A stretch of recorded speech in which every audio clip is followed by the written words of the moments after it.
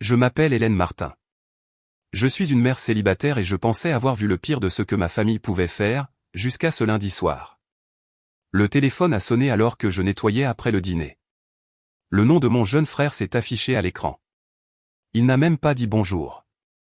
Hélène, écoute. La fête de fin de CM2 de Léo va être énorme. On a réservé tout le domaine de la Chênaie, un groupe de musique, la totale. J'ai souri, attendant l'invitation. Elle n'est jamais venue. Puis sa voix est devenue glaciale. Juste pour que ce soit clair, tu peux venir si tu veux, mais Chloé. Laisse-la à la maison. Elle n'est pas assez importante pour faire partie du grand jour de Léo. Je me suis figé. Il a dit ça comme s'il m'annonçait la météo. Ma fille de 12 ans, sa nièce, n'était pas assez importante. Je me suis entendu demander, tu viens vraiment de dire ça à propos de ma fille? Il a eu un rire bref et sec. C'est le moment de Léo. Ne rends pas les choses bizarres. Clic, la ligne a été coupée. Je suis resté là, le téléphone à la main, le cœur battant si fort que je pensais qu'il allait me briser une côte. C'est à cette seconde précise que j'ai su que quelqu'un allait payer pour ces mots. Et que ce ne serait pas ma fille. Si votre famille vous a déjà traité comme si vous n'aviez pas d'importance, cliquez sur le bouton j'aime et abonnez-vous, parce que ce qui s'est passé ensuite les a tous laissés sans voix. Vous n'allez pas croire jusqu'où c'est allé. Quand l'appel s'est terminé, je suis resté assise sur le canapé, à fixer l'écran noir. Chloé est arrivée de la cuisine, les écouteurs pendant à ses oreilles, un verre d'eau à la main. Elle avait 12 ans, grande pour son âge, et déjà bien trop douée pour lire sur mon visage.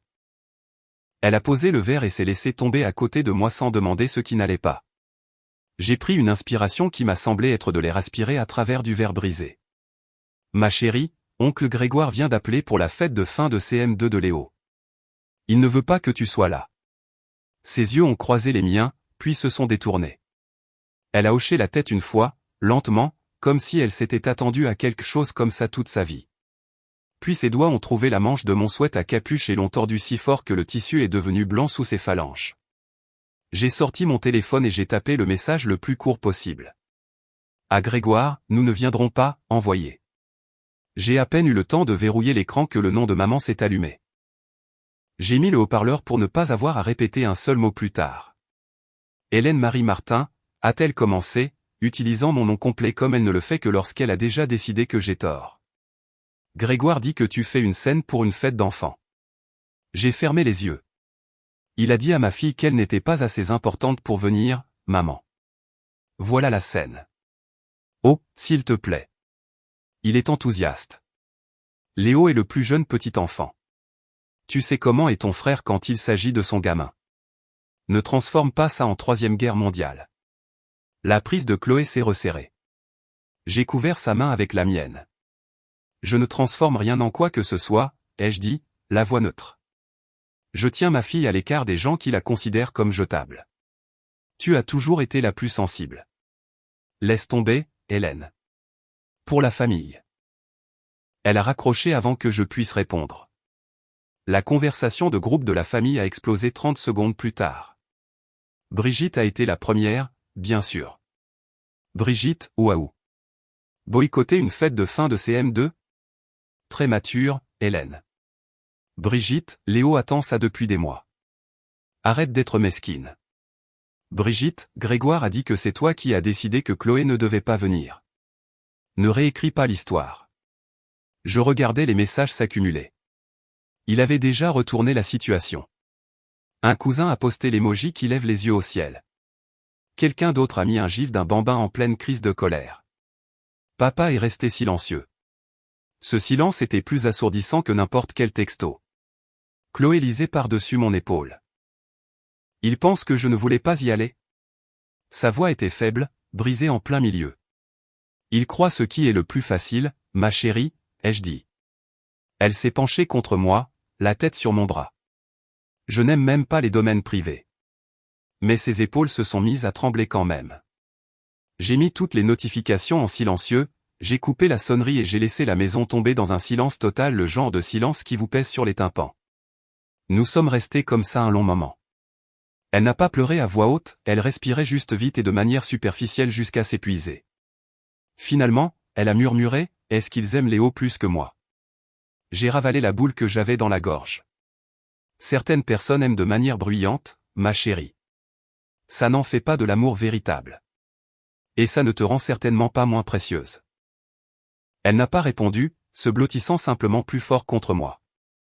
J'ai pensé à tous les Noëls où Léo avait la plus grosse pile de cadeaux parce qu'il était, le bébé. Toutes les vacances où Grégoire changeait les plans à la dernière minute et tout le monde haussait les épaules en disant « C'est tout Grégoire ». Toutes les fois où maman disait « Tu es l'aîné, Hélène ». Tu comprends, comme si, comprendre, signifiait avaler tout ce qu'il me jetait à la figure. J'en avais fini d'avaler des couleuvres. Chloé s'est endormie, agrippant toujours ma manche comme une bouée de sauvetage. Je l'ai portée jusqu'à son lit, j'ai bordé la couverture autour de ses épaules et je suis resté sur le pas de la porte plus longtemps que je n'aurais dû. Quand je suis revenu au salon, la maison était sombre, à l'exception du lampadaire qui filtrait à travers les stores. J'ai repris mon téléphone. Un nouveau message vocal de maman. Je l'ai effacé sans l'écouter. Le silence n'était plus pesant. Il était tranchant. Il était clair. Il venait d'apprendre à ma fille sa place dans cette famille. J'allais leur apprendre la mienne. Une semaine est passée plus vite que je ne l'avais prévu.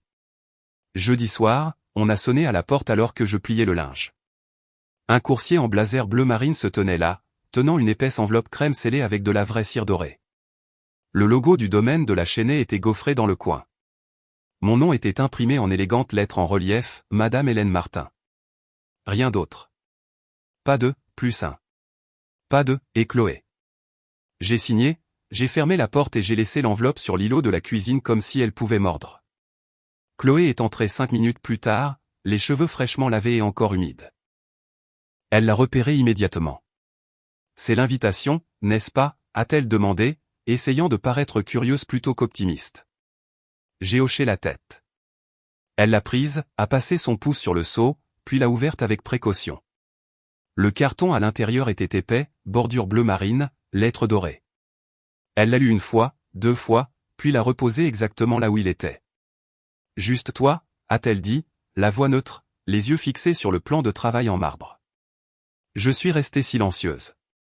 Il n'y avait rien à ajouter. Ce soir-là, elle a à peine touché à son dîner. Ensuite, elle a disparu sur le canapé avec son téléphone et une couverture remontée jusqu'au menton. Je chargeais le lave-vaisselle quand j'ai entendu sa brusque inspiration. Je me suis séché les mains et je me suis approché. Qu'est-ce qu'il y a? Elle a tourné l'écran vers moi sans un mot. Léo avait publié une story Instagram complète. Diapo 1, lui, debout sous l'arche en pierre du domaine de la Chênaie dans un blazer bleu marine sur mesure, légende, week-end de remise des diplômes en cours de chargement. Diapo 2, une vue par drone du clubhouse à l'heure dorée, des guirlandes lumineuses scintillant sur la terrasse, textant sur impression, ça va être légendaire. Diapo 3, un gros plan de la table des cadeaux, déjà débordante de boîtes des galeries Lafayette et d'Apple, et même un ordinateur portable de jeu tout neuf à moitié déballé. Diapo 4, Léo et 6 amis avec des lunettes de soleil assorties, les bras passés sur les épaules, légende, mes potes. La meilleure équipe. Diapo 5, la vidéo de Sophie montrant Léo montant sur la scène de répétition sous les applaudissements des parents, légende, notre bébé a bien grandi. Tellement fier. Diapo 6, Léo tenant un énorme ballon en aluminium en forme de diplôme sur lequel on pouvait lire, promotion 2030, futur PDG. Le pouce de Chloé s'est arrêté sur la dernière diapositive, Léo souriant à côté d'une silhouette en carton grandeur nature de lui-même en toge et mortier, légende, merci à tous ceux qui contribuent à faire de ce jour le plus grand de ma vie. Elle a baissé le téléphone lentement. Je suppose que je n'en fais pas partie, a-t-elle dit si bas que je l'ai à peine entendu. J'ai tendu la main vers son épaule, mais elle s'est juste assez décalée. Maman, a-t-elle murmuré, fixant l'écran vide, qu'est-ce que je leur ai fait? La question n'était pas forte. Elle était faible, brisée, et elle m'a frappé comme un coup de poing à la poitrine. Rien, ai-je dit, ma voix se brisant sur ce seul mot. Elle a eu le plus petit des haussements d'épaules. J'ai presque 13 ans. Je sais comment ça marche. Si on ne t'invite pas, c'est parce qu'on ne veut pas de toi. Chaque mensonge réconfortant que je lui avais raconté sur la famille a traversé mon esprit et s'est éteint. Elle s'est levée, la couverture glissant sur le sol. J'ai un projet d'histoire à rendre pour demain. Elle est allée dans sa chambre et a fermé la porte avec le plus doux déclic que j'ai jamais entendu. Je suis resté sur le canapé, à regarder l'enveloppe scellée d'or qui brillait sous la lumière de la cuisine comme une sorte de verdict. Des heures plus tard, je suis allé voir comment elle allait. Elle dormait sur ses couvertures, le téléphone toujours serré dans sa main, l'écran éteint. Les stories de Léo avaient tourné en boucle jusqu'à ce que la batterie soit vide. J'ai délicatement pris le téléphone, j'ai fermé Instagram et je l'ai posé sur sa table de nuit. Puis je suis resté sur le pas de la porte, à la regarder respirer. Le lampadaire dessinait des lignes nettes sur son visage. Elle paraissait avoir 10 ans de moins que ses 12 ans. J'ai pensé à toutes les fois où je lui avais dit, la famille est toujours là. Toutes les fois où j'avais dit, les cousins sont tes premiers meilleurs amis. Toutes les fois où j'avais promis que les liens du sang signifient que tu n'es jamais seul. Tout ça, des mensonges. Je suis retourné à la cuisine, j'ai pris l'invitation et je l'ai retournée dans mes mains. Le papier était froid et cher. Le nom de Chloé n'y figurait pas. Et c'est à ce moment-là que quelque chose s'est brisé en moi. Pas bruyamment, pas de façon dramatique, juste une rupture nette et silencieuse. J'en avais fini de prétendre que c'était normal. Samedi est arrivé le jour de la fête. J'ai réveillé Chloé à 7 heures, j'ai jeté des maillots de bain, de la crème solaire, des lunettes de natation et une glacière de collation dans la voiture, et nous avons roulé 2 heures vers le nord jusqu'à l'Aqua-Boulevard qu'elle me demandait depuis des mois. Nous avons passé toute la journée à crier dans les plus hauts toboggans, à faire la course dans la piscine à vagues, à flotter sur la rivière paresseuse pendant des heures, à manger de terribles nachos et de la glace à l'italienne qui fondait plus vite qu'on ne pouvait la lécher, et à rire jusqu'à en avoir mal au ventre et avoir la voix enrouée. Pendant 9 heures d'affilée, elle n'était de nouveau qu'une enfant. Pas de téléphone, pas d'invitation, pas de sentiments blessés, pas de drame familial, juste de l'eau, le soleil à travers le toit de verre, et nous deux. En fin d'après-midi, nous avions les épaules roses, nous sentions le chlore et nous étions parfaitement heureuses. Elle s'est endormie contre la vitre passager avant même que nous ayons quitté le parking, les cheveux encore dégoulinants, la bouche légèrement ouverte, une main nonchalamment posée sur ses genoux. Il était près de 20h30 lorsque nous nous sommes garés dans la longue allée de maman pour le dîner de famille mensuel que personne ne manque jamais. Les lumières du Porsche brillaient de mille feux, des voitures étaient garées des deux côtés de la rue, et le Range Rover blanc flambant neuf de Grégoire était au premier plan, comme s'il avait réservé la place un an à l'avance. J'ai touché doucement l'épaule de Chloé. Et, la belle au bois dormant. On est arrivé. Elle s'est réveillée en clignant des yeux, s'est frottée les paupières, les cheveux collés à une joue. On doit rester longtemps. Juste assez pour manger et être poli. Nous sommes entrés par la porte de la cuisine qui donnait directement sur la salle à manger. La table était déjà pleine. Maman se tenait au bout, servant la sauce. Papa, Pierre, découpait le poulet rôti à l'autre bout. Brigitte avait réclamé le siège le plus proche de la bouteille de vin et en était à la moitié de son 3e verre. Sophie portait une nouvelle robe en soie émeraude qui coûtait probablement plus cher que mon prêt immobilier mensuel. Léo avait encore sa petite médaille de fin d'année accrochée de travers au col de son blazer, et Grégoire trônait au centre de tout ça, les bras étendus sur le dossier de 2 chaises, souriant comme s'il venait d'être couronné roi de l'univers. Toutes les têtes se sont tournées dès que nous sommes entrés. Eh bien, regardez qui voilà enfin, a lancé maman, agitant une cuillère dégoulinante de sauce. On vous a gardé 2 places juste ici. Chloé a hésité, un demi-pas derrière moi. Je lui ai serré la main et je l'ai conduite aux chaises vides. Léo s'est agité sur sa chaise. Chloé, ils m'ont donné une vraie médaille. Regarde. Brigitte a souri d'un air narquois par-dessus son verre. Ouais, où étiez-vous toute la journée? La fête était dingue. Grégoire a penché la tête, une fausse inquiétude suintant de chaque mot. Hélène a dit que Chloé avait une gastro. Tu as l'air plutôt en forme maintenant. Les doigts de Chloé sont devenus glacés dans les miens. Maman a glissé 2 assiettes fumantes devant nous. Asseyez-vous. Mangez. Léo était la star aujourd'hui. Raconte-lui pour le bar à Saint-Da, Léo. Léo s'est lancé, 20 garnitures, des canons à confettis, un photographe professionnel qui le suivait la moitié de l'après-midi, un drone qui volait au-dessus de sa tête, le directeur qui lui a fait une mention spéciale. Chloé fixait sa purée de pommes de terre intacte comme si elle détenait les secrets de l'univers. Sophie s'est penchée en avant, tout en sucré en soi. Vous nous avez vraiment manqué, les filles. Les grands jours sont meilleurs quand toute la famille est réunie. Brigitte a reniflé assez fort pour que les voisins l'entendent. Certaines personnes ne supportent tout simplement pas de ne pas être le centre de l'attention pour une fois. Papa s'est raclé la gorge, le même avertissement qu'il utilise depuis 30 ans, mais personne n'a même jeté un regard dans sa direction. Grégoire a gloussé. Allons, les gars. Hélène a décidé que toute cette agitation serait trop pour Chloé, n'est-ce pas? Il a dit ça comme la chute parfaite. La tablée a ri, maman, Brigitte, Sophie. Même papa a esquissé un sourire réticent. La fourchette de Chloé a glissé de ses doigts et a fait un bruit sec contre l'assiette. Maman a froncé les sourcils. Ça va, ma chérie? Le visage de Chloé est devenu rouge foncé. Elle a ouvert la bouche, mais seul un petit son brisé en est sorti. Léo, toujours survolté par le sucre et l'attention, a continué. Il y avait un photographe qui me suivait tout le temps. C'était la goutte d'eau. Chloé a repoussé sa chaise si violemment qu'elle a grincé sur le parquet. Elle s'est levée, les yeux déjà pleins de larmes, et a filé à travers la cuisine, dépassant le réfrigérateur couvert de 30 ans de photos de famille, pour sortir par la porte latérale sur le porche. La moustiquaire a claqué derrière elle comme un coup de feu. La salle à manger est devenue complètement silencieuse. Brigitte a levé les yeux au ciel. La reine du drame. Maman a tendu la main vers la chaise vide. Hélène. Je me suis levé lentement. Tous les yeux dans la pièce étaient rivés sur moi. Grégoire a souri d'un air suffisant dans son verre de vin. Les enfants, hein? Si sensibles.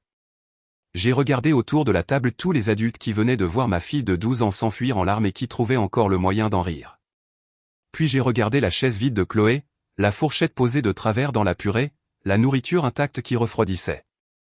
Quelque chose s'est brisé net en moi. Il ne la ferait plus jamais se sentir petite.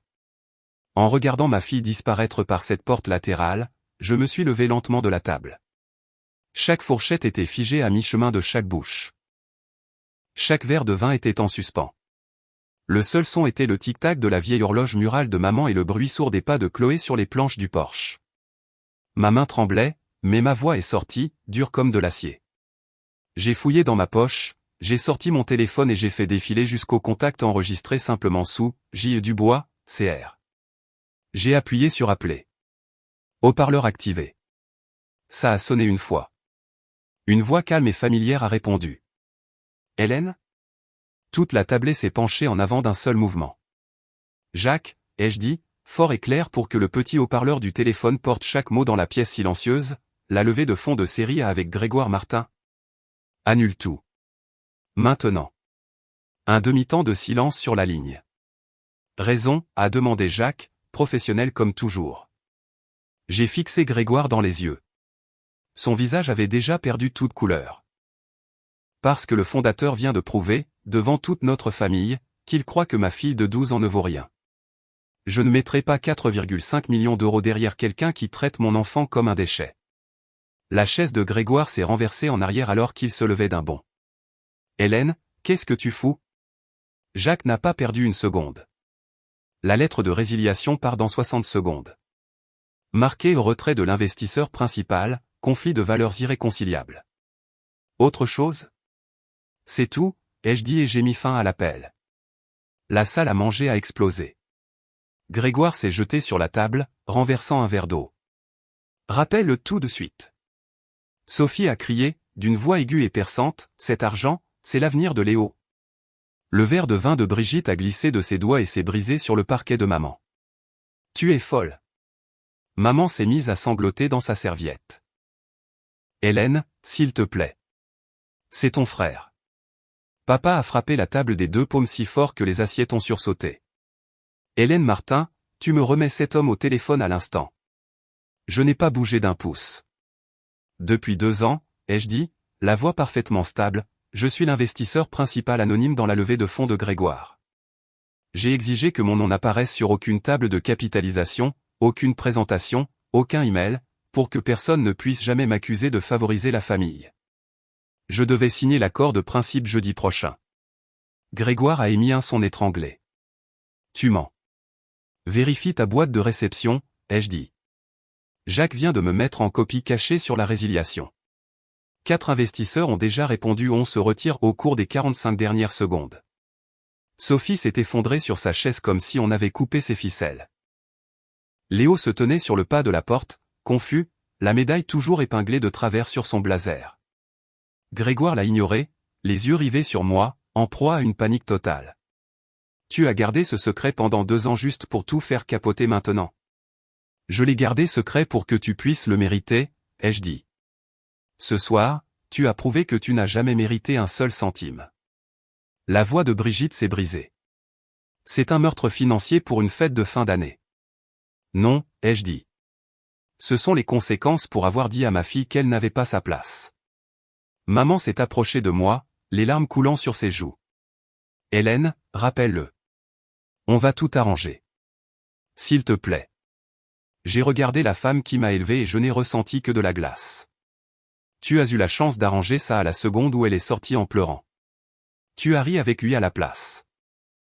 Grégoire est tombé à genoux, là, sur le sol de la salle à manger de maman, entre le poulet rôti et la saucière. Hélène, je t'en supplie. Sa voix s'est brisée sur le dernier mot. J'ai baissé les yeux vers mon petit frère, à genoux devant tous ceux qui avaient passé leur vie à me dire de le laisser gagner, et j'ai attendu. Il ne pouvait même pas jeter un regard vers le porche où Chloé était assise. C'était toute la réponse dont j'avais besoin. J'ai reculé d'un pas.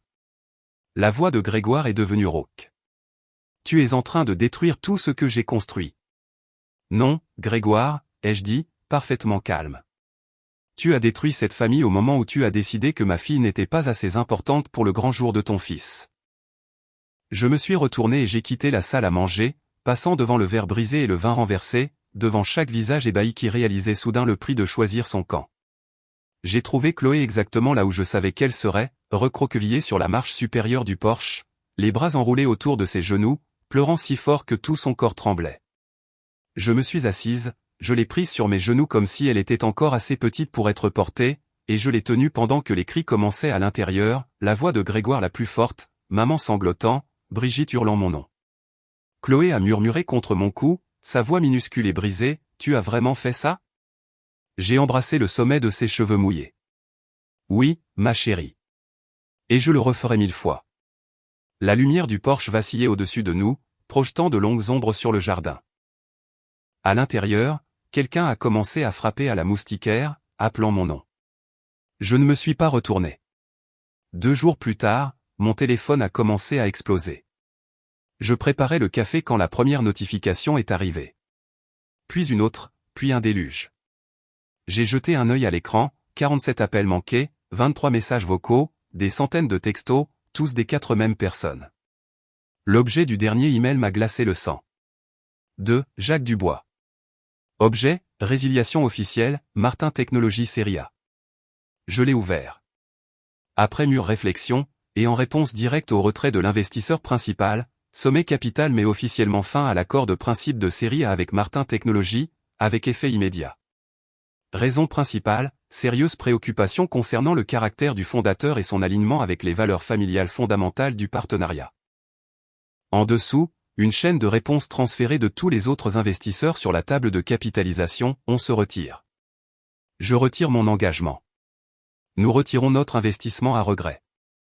Avec effet immédiat, nous nous retirons. Un par un, comme des dominos. Le téléphone a de nouveau sonné, le nom de Sophie. J'ai laissé aller sur la messagerie vocale.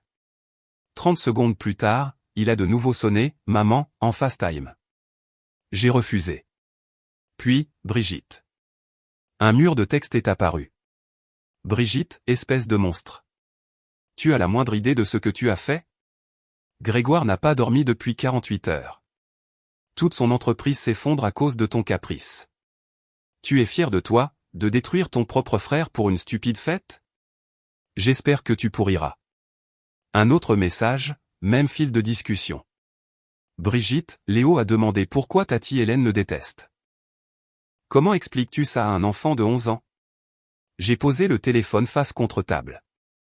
Chloé est entrée, encore en pyjama, les cheveux en désordre. Elle a vu mon visage et s'est arrêtée. C'est eux, a-t-elle demandé doucement. J'ai hoché la tête. Elle est montée sur le tabouret à côté de moi, a pris mon téléphone et a commencé à faire défiler les notifications avec la curiosité calme que seuls les enfants peuvent avoir. Un autre FaceTime de maman est apparu. Chloé l'a regardé sonner jusqu'au bout. Sophie a de nouveau appelé, puis Grégoire, puis encore maman.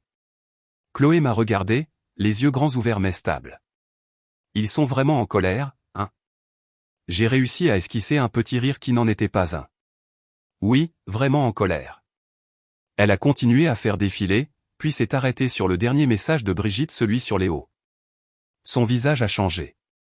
Quelque chose s'est durci derrière ses yeux. Elle a posé le téléphone, s'est penchée et a posé sa petite main sur mon épaule. Maman, a-t-elle dit, la voix douce mais sûre, tu as fait ce qu'il fallait. Je l'ai dévisagé. C'était la première fois qu'elle disait quelque chose comme ça. Pas, tu es sûr, ni, est-ce qu'ils nous pardonneront? Juste ces quelques mots, prononcés comme si elle comprenait déjà plus de choses sur les limites que la plupart des adultes. Mes yeux se sont remplis de larmes si vite que je n'ai pas pu les retenir. Elle est montée sur mes genoux comme elle le faisait quand elle était petite, a enroulé ses bras autour de mon cou et m'a laissé pleurer dans ses cheveux pendant que le téléphone continuait de vibrer contre le comptoir comme un frelon enragé piégé dans un bocal. Quand j'ai pu de nouveau respirer, j'ai murmuré « Merci, ma chérie ». Elle s'est reculée juste assez pour me regarder. « Je ne suis plus un bébé », a-t-elle dit, souriant à moitié à travers ses propres yeux humides. « Et je ne suis pas désolée que nous soyons partis. » Le téléphone a de nouveau sonné. Grégoire, cette fois le 10e appel de sa part en 20 minutes. Chloé s'est penchée et a appuyé sur « Refuser » sans hésitation. Puis elle a complètement coupé la sonnerie. Le silence soudain a semblé être la première vraie paix que nous ayons eue depuis des semaines. Nous sommes restés assis ensemble à l'îlot de la cuisine, le café refroidissant, les notifications enfin silencieuses, pendant que le reste de la famille criait dans un vide qui ne nous incluait plus. Mercredi après-midi, la sonnette n'arrêtait pas de retentir. J'étais à l'îlot de la cuisine, en train de finaliser la paix pour mes propres sociétés en portefeuille, quand la première salve est arrivée, 3 sonneries vives, une pause, 3 autres, puis une longue pression, comme si quelqu'un avait planté sa paume sur le bouton. Chloé a levé les yeux de son ordinateur portable à la table de la salle à manger. C'est qui? Je le savais déjà. Je suis allé à la porte d'entrée et je l'ai ouverte juste assez pour voir sans les inviter à entrer. Grégoire et Sophie se tenaient sur mon porche, avec l'air de revenir de l'enfer. La chemise de Grégoire était sortie du pantalon et froissée, les yeux cerclés de rouge, une barbe de 3 jours couvrant la moitié de son visage. Les cheveux de Sophie étaient en un chignon désordonné, son mascara avait coulé en cernes sombres. Aucune trace de son armure de créateur habituelle. Grégoire a tenté d'avancer. Je n'ai pas bougé. Hélène, a-t-il croassé, la voix rauque. Il faut qu'on parle. S'il te plaît. Les mains de Sophie étaient si serrées que ses jointures étaient blanches. 5 minutes. C'est tout. J'ai gardé la main sur la porte. Chloé fait ses devoirs à 3 mètres d'ici. Grégoire a dégluti difficilement. On sait. On est juste. On est désespéré. La voix de Sophie s'est brisée. L'entreprise est finie. Les investisseurs se sont retirés en quelques heures. Les employés partent déjà. On va perdre la maison, l'école de Léo. Tout. Les yeux de Grégoire se sont remplis de larmes. On est au bord de la faillite. S'il te plaît, appelle Jacques. Dis-lui que c'était une dispute de famille qui a mal tourné. Dis-lui n'importe quoi. Sophie a hoché la tête rapidement. On signera tout ce que tu veux. On dira tout ce que tu as besoin qu'on dise. Sauf juste l'entreprise. Je les ai observés pendant un long moment silencieux. Aucun des deux n'avait demandé comment allait Chloé. Aucun des deux n'avait même prononcé son nom une seule fois. J'ai parlé doucement. Où sont vos excuses à ma fille? Sophie a cligné des yeux, décontenancée. Quoi? Vous m'avez entendu, ai-je dit.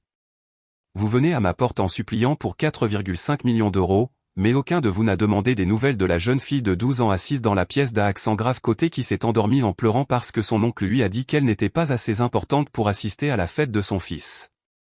Grégoire a ouvert la bouche, l'a refermée, l'a rouverte. Rien n'est sorti. Sophie a essayé. Hélène, c'est plus important que... Non, les jeux coupés. C'est exactement aussi simple que ça. Il s'agit d'une petite fille qui a appris de sa propre famille qu'elle était la dernière des dernières. Les genoux de Grégoire ont flanché. Il est tombé là, sur mon paillasson, les mains jointes devant lui. Je t'en supplie, a-t-il murmuré, les larmes coulant. Pour Léo. Pour notre famille. Sauve-nous. Sophie s'est agenouillée à côté de lui, sanglotant ouvertement. On va perdre tout ce pourquoi on a travaillé. S'il te plaît. J'ai baissé les yeux sur mon frère à genoux sur mon porche, pleurant comme un enfant, et je n'ai rien ressenti. Pas de colère, pas de pitié, rien. Je me suis penché juste assez pour qu'il m'entende. L'avenir de Léo n'est pas la responsabilité de ma fille, ai-je dit, la voix calme et froide. Et le vôtre non plus. Grégoire a levé les yeux, le regard affolé. Tu ne peux pas être sérieuse. Je n'ai jamais été aussi sérieuse de ma vie. Sophie s'est agrippée à son bras. Hélène. Je suis rentré à l'intérieur. Grégoire a essayé de se relever. Attends. J'ai fermé la porte doucement, calmement. Sans la claquer. Juste le clic silencieux du verrou qui se met en place. À travers le Judas, je les ai regardés rester là une minute de plus, Grégoire toujours à genoux, Sophie s'agrippant à ses épaules, tous deux pleurant sous le soleil de l'après-midi. Puis ils sont retournés à leur voiture, la tête basse, sont montés et sont partis. J'ai tourné le verrou. J'ai bloqué tous leurs numéros de téléphone. Je les ai retirés de toutes les conversations de famille, de tous les albums partagés, de toutes les listes de contacts d'urgence. J'ai changé le code du portail. À partir de ce jour, Grégoire et Sophie ont cessé d'exister dans notre monde. Chloé n'a plus jamais posé de questions à leur sujet, et ils n'ont jamais essayé de la contacter. Pas un texto, pas une carte d'anniversaire, pas un seul mot. 8 mois plus tard, tout avait changé. La start-up de Grégoire a été mise en liquidation judiciaire en février. La grande maison dans le quartier sécurisé a fait l'objet d'une saisie immobilière 3 semaines plus tard. Ils l'ont vendue pour moins que ce qu'ils devaient et ont emménagé dans un appartement de 2 chambres à 30 km de là. Léo est passé de l'école privée au collège public local. Fini les étés au domaine privé. Fini les sacs à dos de marque. Les dîners de famille mensuels ont cessé d'exister. Maman a essayé d'en organiser un en avril, puis de nouveau en juin. Personne n'est venu à part Brigitte, et même elle est partie tôt. Maman appelait encore toutes les quelques semaines. Je laissais la plupart des appels aller sur la messagerie vocale. Quand je répondais, les conversations étaient courtes, polies et vides. Elle ne mentionnait plus jamais Grégoire ou Sophie par leur nom. Elle demandait juste la météo et les notes de Chloé, puis raccrochait comme si elle avait peur de dire la mauvaise chose. Brigitte a envoyé un dernier texto venimeux pour le 12e anniversaire de Léo, me reprochant de ne pas lui avoir offert l'ordinateur portable de jeu qu'il voulait. J'ai bloqué son numéro le jour même. Papa n'a jamais appelé. Chloé a grandi de 8 cm pendant l'été. Elle a été inscrite au tableau d'honneur, a rejoint l'équipe de débat et a commencé à faire du bénévolat au refuge pour animaux le samedi. Elle n'a jamais posé de questions sur son oncle, sa tante ou son cousin. Leurs noms ont tout simplement cessé d'être mentionnés. Un soir d'octobre, nous mangions des plats à emporter sur la terrasse quand elle a levé les yeux de son téléphone et a dit, de manière tout à fait inattendue, « Je suis contente qu'on n'ait plus à faire semblant. » J'ai posé ma fourchette. Faire semblant de quoi? Qu'ils tenaient vraiment à nous, a-t-elle dit. C'est plus facile quand les gens te montrent qui ils sont. Tu ne perds pas de temps à espérer qu'ils vont changer. Je l'ai regardé, 13 ans et déjà plus sage que la moitié des adultes que je connaissais. Tu es d'accord avec la tournure des événements, ai-je demandé. Elle a haussé les épaules, a pris une bouchée de riz frit et a répondu la bouche à moitié pleine, je t'ai, toi. Ça me suffit comme famille. J'ai senti mes yeux piquer, mais j'ai souri quand même. Plus tard dans la soirée, je suis passé devant sa chambre et je l'ai vu épingler une nouvelle photo sur le tableau en liège au-dessus de son bureau, elle et moi à l'Aqua Boulevard, le jour de la fête. Toutes les deux avec un coup de soleil et riant, les bras l'une autour de l'autre. Personne d'autre n'était sur la photo, et c'était parfait comme ça. Je n'ai plus jamais eu de nouvelles de Grégoire ou Sophie. Pas un texto, pas un email, pas même une carte de vœux avec la photo de classe de Léo. Ils ont disparu de nos vies aussi complètement que s'ils n'avaient jamais existé. Certaines personnes pensent que je suis allé trop loin. Certaines personnes pensent que j'aurais dû trouver un moyen de pardonner. Ça ne m'empêche pas de dormir. Je dors très bien en sachant que ma fille ne s'assiera plus jamais à une table où les gens rient pendant qu'elle pleure. Je dors très bien en sachant qu'elle grandit en comprenant que l'amour n'est pas juste un mot que les gens utilisent quand ils veulent quelque chose. Et je dors très bien en sachant que certaines portes doivent se fermer à tout jamais pour que les bonnes puissent enfin s'ouvrir. Chloé est heureuse. Elle est forte. Elle connaît sa valeur. Et cela vaut plus que n'importe quel 4,5 millions d'euros, n'importe quel dîner de famille, n'importe quelles fausses excuses qui ne sont jamais venues. Je n'ai jamais regretté une seule seconde.